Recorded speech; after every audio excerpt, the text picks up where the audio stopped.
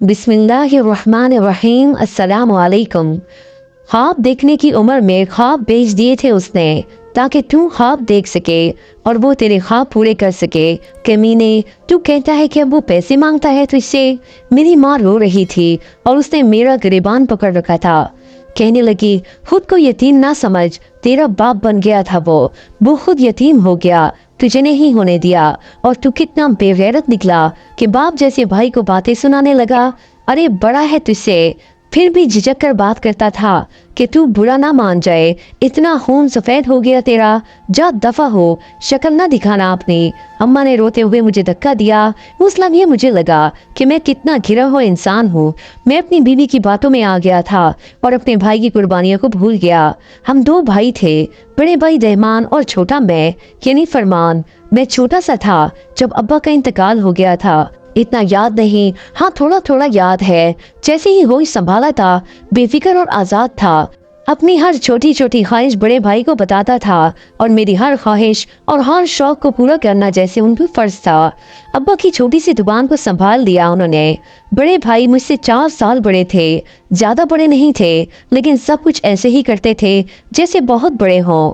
अगर अपने लिए कभी वो अपनी पसंद से कोई चीज ले भी लेते और मुझे पसंद आ जाती तो वो मुझे दे दिया करते।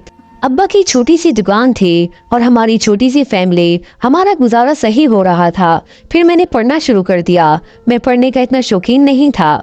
भाई की ख्वाहिश थी कि मैं अच्छा पढ़ूं, मगर मैं पढ़ना नहीं चाहता था। बड़े भाई को पढ़ने का शौक था, मगर वो पढ़ नहीं सकते थे क्योंकि अगर वो पढ़ने लग जाते तो घर की जिम्मेदारी कैसे पूरी करते। फिर मैंने कहा कि मुझे काम सीखना है। भाई कहने लगे, नहीं, लोग क्या कहेंगे, बाप मर गया तो छोटे भाई को काम सिखाने लगा दिया, पढ़ाया भी नहीं। मैं तुझे पढ़ाना चाहता हूँ, मैं चाहता हूँ कि तू बड़ा आदमी बने। भाई की जबरदस्ती पर मैं पढ़ने लगा था और काफी अच्छी तालीम हासिल कर ली। फिर भाई ने कमेटी डालना शुरू कर दी थी। जैसे ही उनके पास कुछ पैसे जमा हो गए, उन्होंने मुझे बाहर भेज दिया। उस दिन मेरा भाई बहुत खुश था, कहने लगा, अब हमारे हालात बेहतर हो जाएंगे। मैं ऑस्ट्रेलिया आया और फिर मैंने अच्छी नौकरी कर ली, घर पैसे भेजने लगा। भाई ने दुकान और घर दोनों ठीक कर लिए। अम्मा ने अपनी भांजी के साथ भाई का निकाह कर दिया।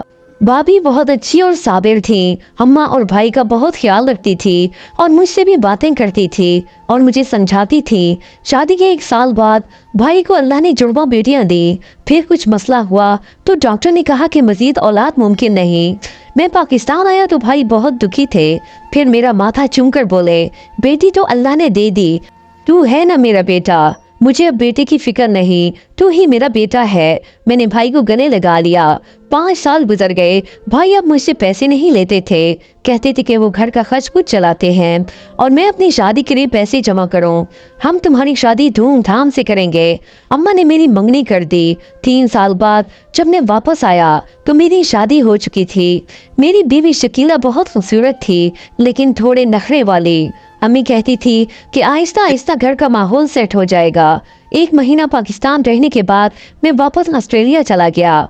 शुरू के 6 माह गुजर गए, मगर मेरी बीवी को अम्मा और भाभी से शिकायत होने लगी। वो मुझे घर के बारे में बताती कि तुम इतने ज्यादा पैसे भाई को भेज देते हो, भाई की फैमिली बड़ी है, हमारे तो कोई खर्च नहीं, कम पैसे भेजो। मैंने पैसे कम भेजने शुरू कर दिए। फिर अल्लाह ने मुझे बेटे से नवाजा। भाई की दुकान में चोरी हो गई और सारा सामान कोई ले गया। भाई बहुत परेशान हुए। उन्होंने मुझे फोन किया तो मैंने कहा, फिक्र ना करो, मैं कुछ पैसे भेज देता हूँ। भाई से बात के बाद बीवी का फोन आया कि पागल हो, तुम इतने पैसे भाई को भेजोगे तो कल को बच्चे के लिए क्या बनाओगे। मैंने अम्मा से सुना था कि ये घर रहमान का है, फरमान का अलग से घर बनाएंगे। जब वो तुम्हें तुम्हारे बाप के घर से ही हिस्सा नहीं देना चाहते तो फिर तुम हर वक्त उन पर पैसे क्यों लुटाते रहते हो। बीवी की बात मुझे सच्ची लगी और मैंने कहा कि अब घर तो बनाना पड़ेगा, सारी जिंदगी एक साथ तो नहीं रह सकते। मैंने भाई को अपनी कुछ प्रॉब्लम्स का बहाना बनाकर थोड़े से पैसे भेज दिए। भाई ने कहा, चलो कोई बात नहीं। मैंने अलग से अपना घर ले लिया। काफी महंगा था, मगर चूंकि मेरी तनख्वाह अच्छी थी तो मसला ना हुआ। अब बीवी बार बार कहती कि अब हम साथ नहीं रह सकते, हमें अलग घर चाहिए। एक दिन मैंने अम्मा को फोन किया कि अब बच्चे बड़े हो रहे हैं, मैं चाहता हूँ कि हम अलग हो जाएं। मैंने घर बना लिया है, मैं आप लोगों को तंग नहीं करना चाहता। मैं चाहता हूँ कि शकीला फहद को लेकर हमारे घर शिफ्ट हो जाए। अम्मा कहने लगी, बेटा मैं चाहती थी कि जब तक मेरी जिंदगी है तुम एक साथ रहो, इसके बाद तुम अलग हो जाना।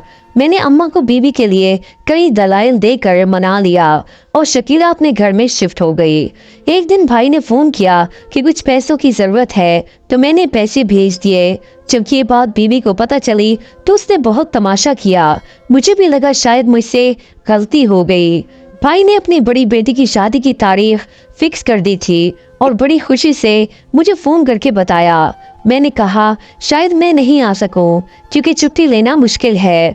भाई कहने लगे कि तुम्हारी कमी बहुत महसूस होगी, मैं बहुत याद करूंगा तुम्हें। मैंने कहा अच्छा भाई, मैं देखूंगा।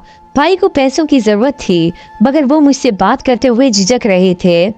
अम्मा ने शकीला से बात की कि फरमान से कहो कि कुछ पैसे दे दे, रहमान को जरूरत है, वो भाई है। शकीला कहने लगी, अम्मा जी उन्होंने कौन सी वहाँ पैसों की फैक्ट्री खोल रखी है, जब आपका दिल करता है फोन कर देती हैं, या जब भाई साहब का दिल करता है तो भाई साहब कह देते हैं।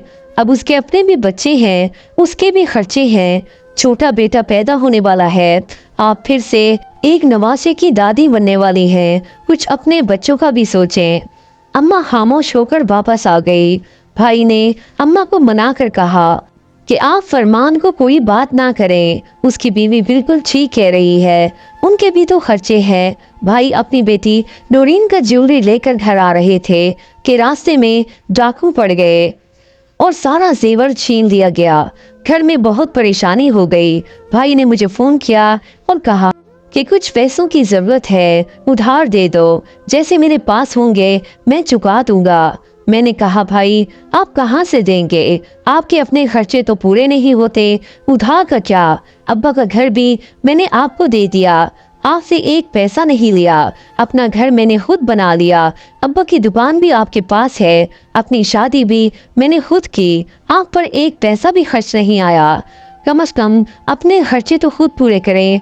मैं खुद यहाँ नहीं रहना चाहता, अपने बच्चों के पास आकर रहना चाहता हूँ। सारी जमा पूंजी आपको दे दूंगा तो आप खुद कारोबार कैसे करेंगे। भाई खामोश हो गए और फिर अम्मा ने फोन पकड़ लिया। अम्मा कहने लगी, दे दे, वो बड़ा परेशान है, उसे सख्त जरूरत है, ऐसी बातें ना कर, दिल दुखता है हमारा।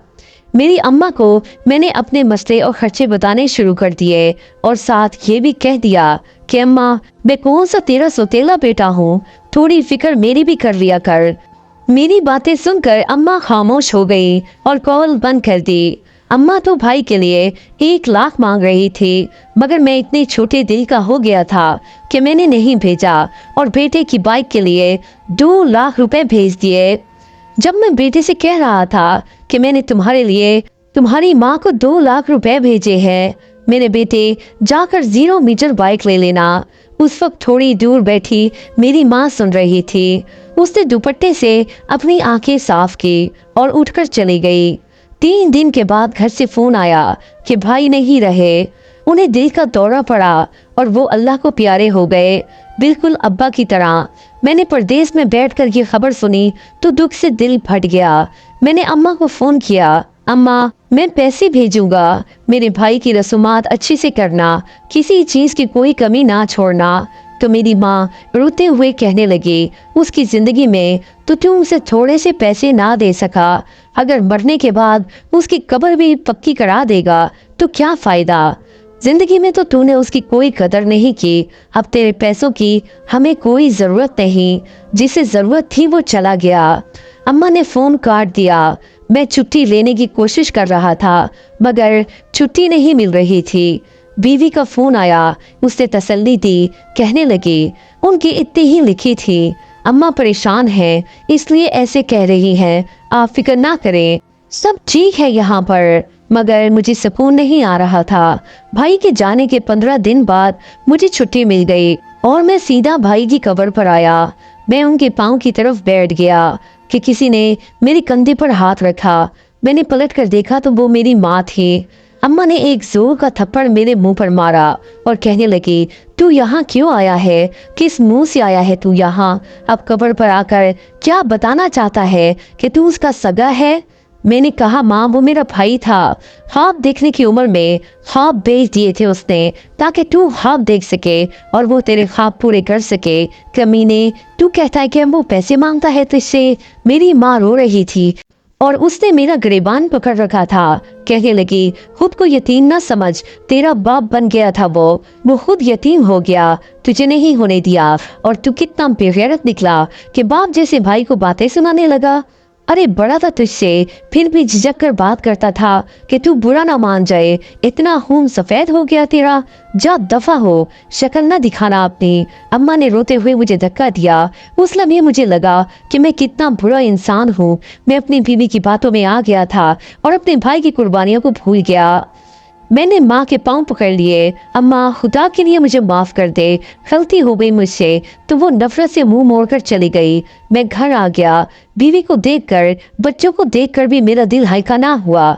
मेरे दिल में एक एहसास जुर्म बैठ गया था। मैं भाई के घर चला गया। वहाँ बच्चों को गले लगाकर बहुत रोया, भाभी के सर पर हाथ रखा और दिल में अहद कर लिया कि आज से उनका बाप मैं हूँ। जिस तरह मेरे भाई ने मुझे यतीम नहीं होने दिया था, मैं भी उन्हें यतीम नहीं होने दूंगा। जो नुकसान मैं कर चुका था वो तो भर नहीं सकता था, मगर हाँ अपने भाई के छोड़े हुए अधूरे ख्वाब पूरे जरूर कर सकता था। मैंने दोनों बच्चियों की शादी कर दी, दोनों को बाप जैसा प्यार दिया। जब तक जीऊंगा ये एहसास मुझे जीने नहीं देगा कि मैंने मुश्किल वक्त में भाई को अकेला छोड़ दिया था। आज एहसास होता है कि मेरे भाई ने बहुत सारे काम संभाल रखे थे, बहुत सारे फर्ज मुझसे बगैर बताए अदा करता रहा।